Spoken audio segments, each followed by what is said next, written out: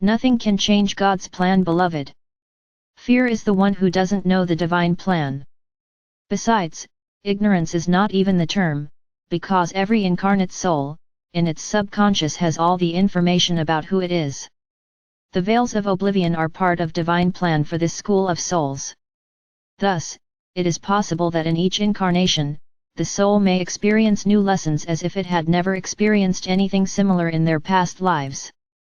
This current incarnation is the last one under the veils here on this planet of test and atonement. You feel it even if nobody tells you, because your soul knows. She had access to the entire program for Earth and its humanity, from the beginning to the end of the cycle of duality. Even before the first incarnation here, you read this program and had no difficulty understanding it. Did you know that you would have unlimited shelter and that crossing this long road of life would only be with you? Your choices would determine which obstacles you should face in each incarnation. It even looked too easy. And as a matter of fact it is. The apparent problem exists only because our consciousness is limited in the third dimension while the soul is in physicality. The divine plan for Earth and its humanity is so vast and diverse, that our consciousness, still confined by veils, cannot comprehend. But it would be enough for everyone to know that they cannot be changed by absolutely no one, who has access to our planet. For many thousands of years, the extraterrestrial entities of not light have tried to take control over our planet and its humanity. Even if you don't remember, before you even accepted the earthly experience, you knew that the fallen angels were still active in this quadrant of the Milky Way galaxy. Such wicked entities aim to dominate and rule ascending worlds, and prevent the souls existing there from ascending. We've already said that all of this represented the tireless interplanetary wars, especially in this Orion's arm, which our solar system belongs to. Even forces opposing the light, however incomprehensible to a limited human mind, are also part of the divine plan. I quoted this in a post here a few years ago.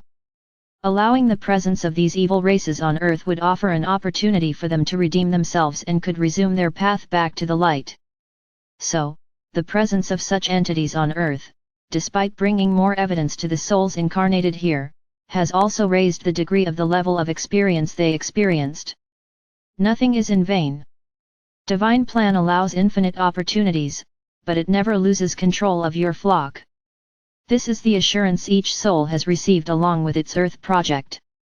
Someone ever said, why didn't they tell us this before?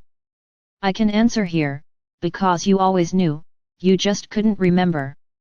This is also part of the plan as we are in the last experience of the matter, before the end of the cycle of atonement and proof, our consciousness slowly slows, releasing itself from the veils of oblivion, thus enabling those who awaken, may begin to remember and understand the Creator's plan. Obviously those who will not make the ascension don't need to regain their original consciousness, for they are not ready to finish their journey yet. They will continue the learning in still worlds of trials and atonement, as it has been here on Earth so far. Everything within the perfection of God's plan. Understanding the divine plan releases the embodied soul from all fears, all trauma, and all difficulties.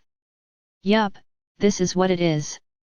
Liberta, once consciousness understands that nothing and no one can alter your own project in every reincarnation.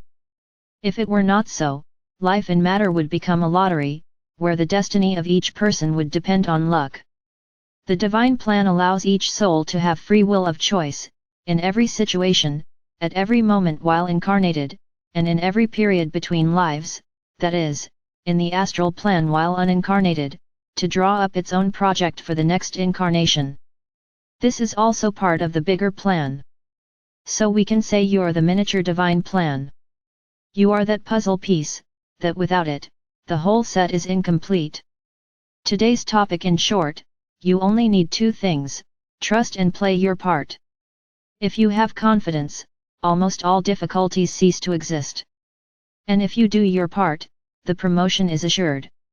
Contrary to what we have been led to believe for eons, nothing and no one can stop individual ascension. Nothing and no one can change God's plan. Nothing and no one can change your own individual body plan. Remember that no light creates nothing. She only creates obstacles so that the light does not arrive at a certain point, then a shadow emerges. And shadow is simply the absence of light. Light up your surroundings. Light up your path. Light the path for those who walk beside you. The darkness cannot oppose the light, for in the light they simply do not exist. The only thing the darkness can do is frighten you, and even so, only if you let it. Or would the fear of the dark so common in many people, wouldn't it just be a metaphor for fear that the dark has instilled in humanity over the centuries? The threats they still try to impose on the incarnate are nothing more than a futile attempt to delay their definitive withdrawal from Earth. No one but yourself can change your individual soul plan, which means change the divine plan for mankind on Earth. Trust.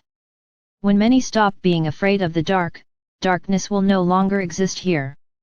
I'm Vital Frozy and my mission is enlightenment. Namaste.